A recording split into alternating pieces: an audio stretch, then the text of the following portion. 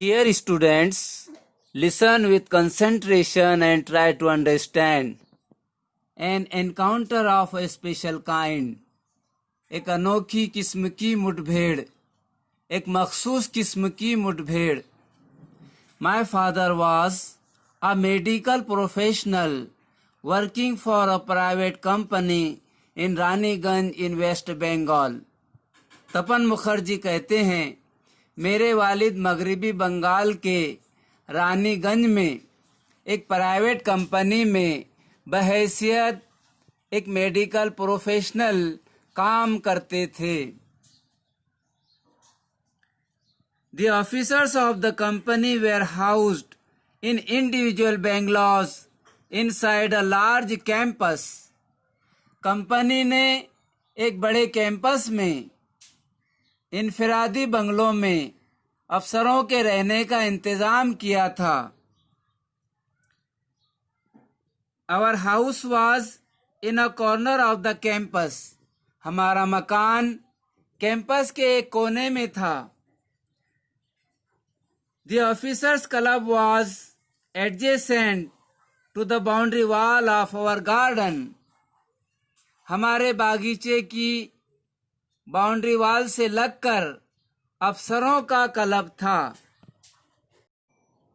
The compound was luxurious with green grass, colorful flowers and a host of tall and majestic trees.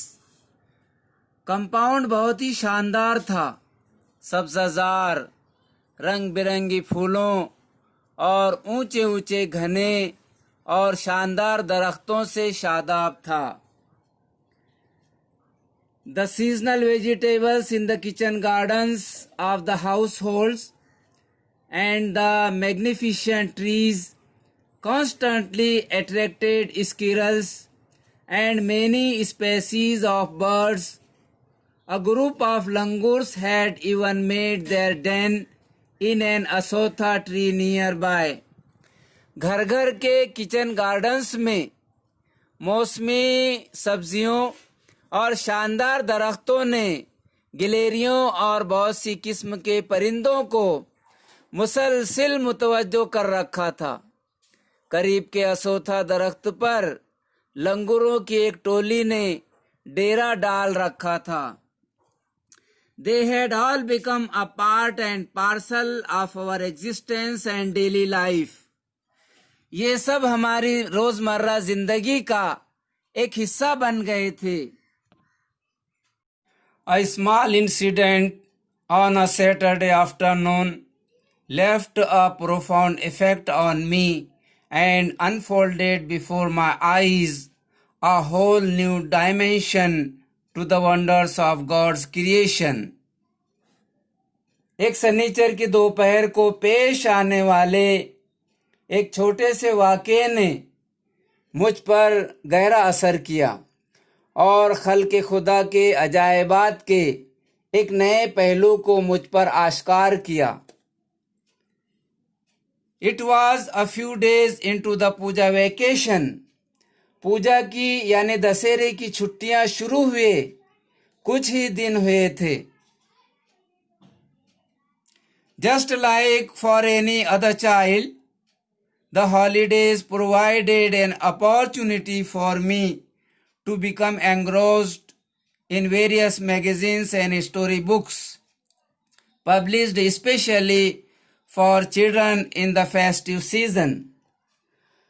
दूसरे बच्चों की तरह उन छुट्टियों ने मुझे भी त्यौहार के मौके पर शाये होने वाले मुख्तलिफ रिसालों और कहानी की किताबों को पढ़ने में मुनहमिक होने का मौका फराहम किया था.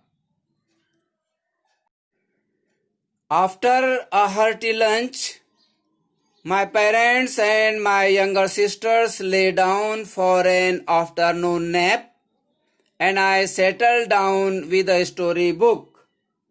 दोपहर का खाना तबीयत सैर होकर खाने के बाद मेरे वालिद और छोटी बहनें आराम करने की गरज से लेट गए और मैं कहानी की एक किताब लिए बैठा था.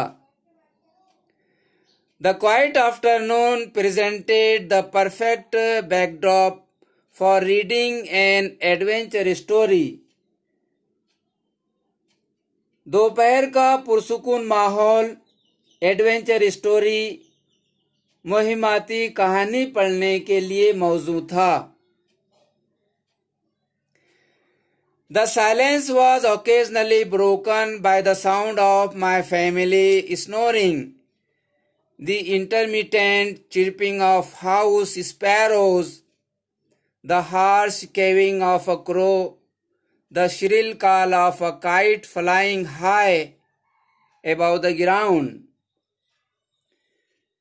उस सुकूत को कभी घर के अफराद के खराटों की आवाज, चिड़ियों की चहचहाहट और कौवों की कायकाएं, कभी आसमान की बुलंदियों में उड़ती हुई चील की तेज चीख तोड़ती रहती थी.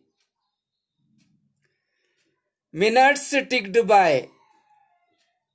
वक्त गुजरता रहा.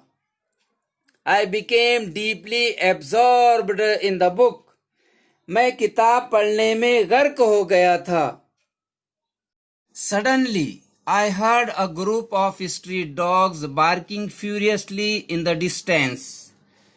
अचानक मैंने कुछ दूरी पर आवारा कुत्तों के गौल को खौफनाक अंदाज में भौंकते हुए सुना. I chose to ignore the commotion, thinking that the pack of dogs might have cornered a helpless pig. मैंने उस शोरगुल को ये सोचकर नजरअंदाज कर दिया कि कुत्तों की टोली किसी बदनसीब सुअर को घेरे हुए होगी. But soon the barking became louder and more aggressive, and the alarmed cawing of a flock of crows added to the cacophony. लेकिन जल्द ही भौंकने की आवाज बुलंदतर और शदीदतर होती गई. बुलंद और शदीद शोरगुल में कौवों के झुंड की खतरे से आगाह करने वाली काय काय का इजाफा हो गया. I also heard the disturbance approaching closer. मैंने उस आवाज को अपने करीब महसूस किया. Curiosity got the better of me. तजस्सुस मुझ पर हावी हो गया. Leaving the book aside, I rushed to the veranda to see what was going on. किताब को बाजू में रखकर मैं बरामदे की तरफ दौड़ा ताकि ये देख सकूं कि क्या हो रहा है.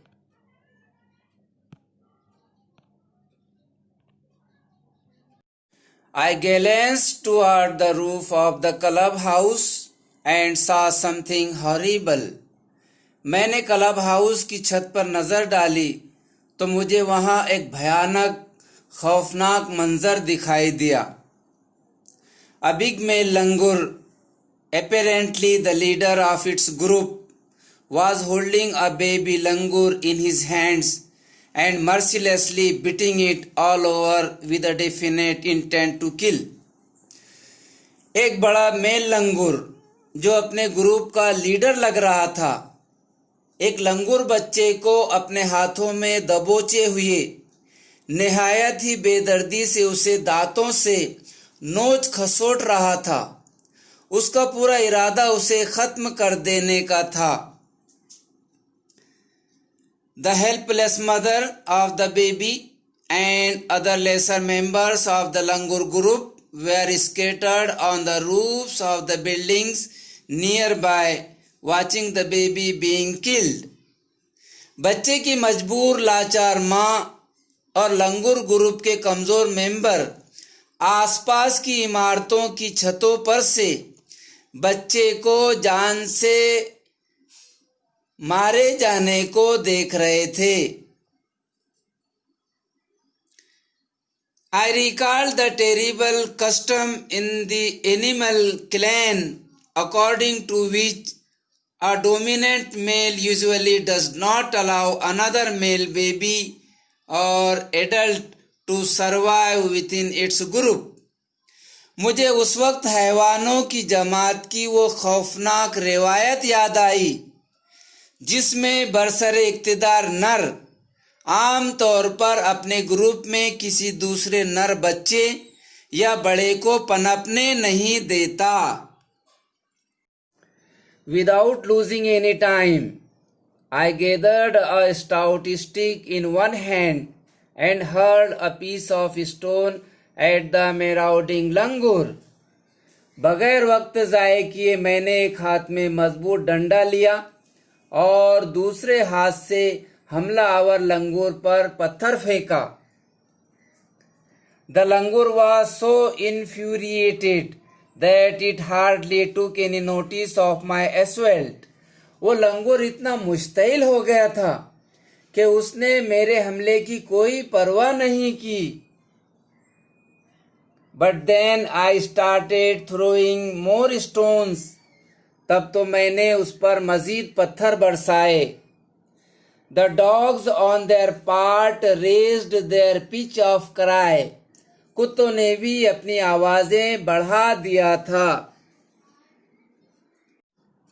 The changed circumstances and the sudden unexpected attack from unknown quarters forced the langur to drop the baby from the sloping roof over the veranda. बदले हुए हालात और अचानक चारों तरफ से गैर मुतवक्को हमले की वजह से उस लंगूर के लिए वरांडे के ऊपर की छत की ढलवान से उस बच्चे को गिराकर भाग जाने के अलावा कोई चारा बाकी नहीं रहा था। The baby was listless and appeared to be dead. वो बच्चा इंतहाई लागिर और बेजान हो गया था। As its body started to slide down, the excitement of the pack of dogs grew manifold at the prospect of a good kill and meal. उसे लड़कते हुए फिसलते हुए देखकर, छत से नीचे आते देखकर, शिकार और गिजा की उम्मीद में कुत्तों की टोली का जोश कई गुना बढ़ गया था।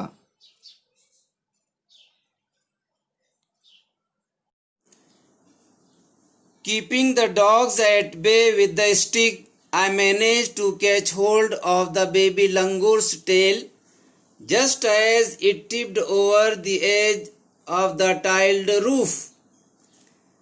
लाठी से कुत्तों को भगाते हुए मैंने कवेलू की छत के किनारे से नीचे गिरते हुए बच्चे की दुम को पकड़ लिया। The baby appeared inert and lifeless. बच्चा बेदम, बेहरकत और बेजान लग रहा था। It was indeed a male baby. हकीकत में वो नर बच्चा था। By this time, my parents and sisters had come out onto the veranda and were witnessing my rescue operation.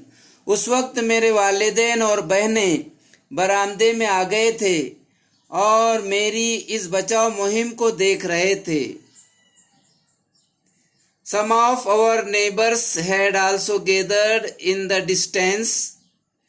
पड़ोसियों में से कुछ हमारे पड़ोसी भी जमा हो गए थे। I took the baby langur to our backyard and gently laid him on the floor inside the poultry coop. मैं उस लंगूर बच्चे को अपने घर के पीछे ले गया और बहुत ही धीरे से उसे मुर्गियों के डरबे के अंदर जमीन पर रख दिया। His body was full of deep bite marks and scratches. उसका जिस्म काटने और खुरचने के निशानात से भरा हुआ था, जख्मों से भरा हुआ था। Blood was oozing from some of the wounds. कुछ जख्मों के अंदर से खून बह रहा था। The baby remained motionless. बच्चा अभी तक बेहरकत था। My father provided first aid to clean the wounds and stop the bleeding. उसकी जख्मों को साफ करने और खून के बहाव को रोकने के लिए मेरे वालिद ने उसे इब्तिदाई इमदाद फराहम की। I was relieved to find out that the baby was breathing even though his breaths were shallow. बच्चे को सांस लेते महसूस करके मुझे तस्कीन हुई, इत्मीनान हुआ, हालांकि उसकी सांसें धीमी चल रही थी। Splashes of cold water made the baby stir, and after a few shaky attempts, he sat up. ठंडे पानी के छींटों से बच्चे को होश आ गया और थोड़ी कांपती लरसती कोशिशों के बाद वो उठकर बैठ गया। He was in a state of shock and started trembling like a leaf in the wind. वो सदमे की हालत में था और हवा में हिलते पत्ते की तरह कांप रहा था। His two little twinkling eyes welled up with tears and he started to sob with a muffled cry, just like a human child would after experiencing. उसकी दोनों छोटी छोटी चमकती आंखों में आंसू भर आए और उसने आहिस्ता आहिस्ता चीखों के दरमियान सिसकियां लेना शुरू कर दिया, हू बहू जैसे जख्मी इंसानी बच्चा करता है। Just like a human child would after experiencing trauma. I offered him a peeled banana which he accepted with his unsteady hand and began taking hesitant bites. मैंने उसे छिला हुआ एक केला दिया जिसे उसने लड़खड़ाते हुए हाथों से लिया और झिझक झिझक कर खाने लगा। My attention was fixed on the revival of the baby langur. मेरा ध्यान लंगूर के बच्चे की सेहत याबी की तरफ था।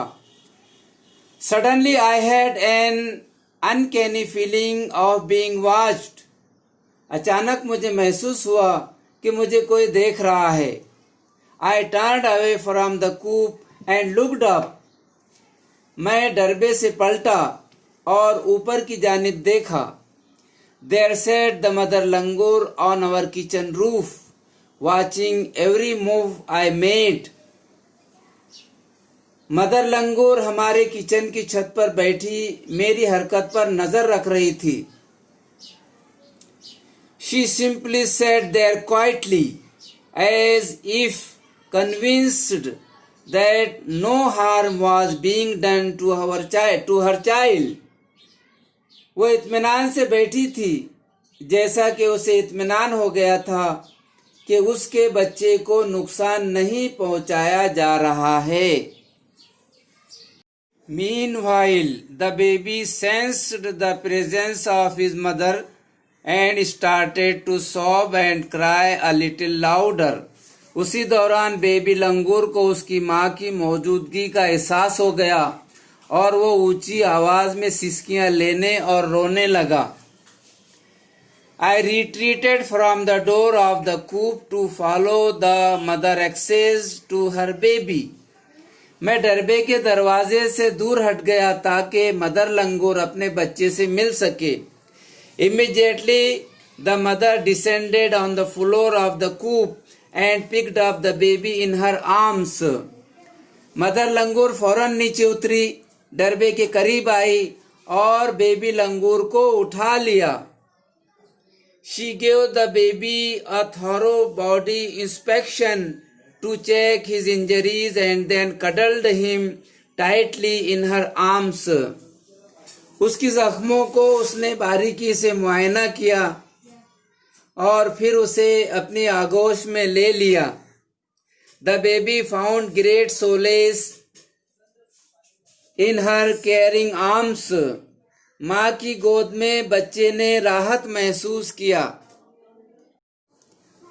The mother sat still with the baby in her lap for a few minutes.